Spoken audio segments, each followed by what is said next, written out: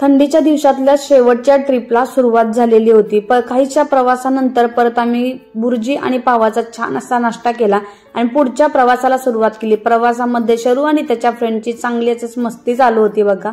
आणि काहीच्या वेळानंतर आमच्या सर्वांचं ठरलं की तर मुक्कामी राहायचं, तर त्याच्यासाठी शोध मोहीम चालू झाली ती म्हणजे रिसॉर्टची।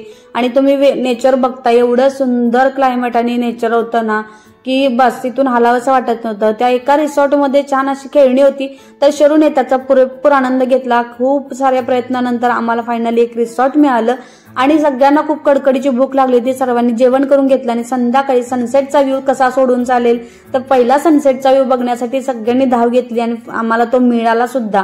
त्यामुळे सनसेटच्या सीनचा आनंद घेतला सगळ्यांनी। एवढी प्रचंड थंडीमध्ये चहा कॉफी तर बनलीच पाहिजे। सर्वांनी छान कॉफी घेतली आणि परत आलो ते रिसॉर्टवर। रिसॉर्टचा संध्याकाळचा व्ह्यू पाहिला तुम्ही। भेटूया पुढच्या ब्लॉगमध्ये। चलो बाय बाय।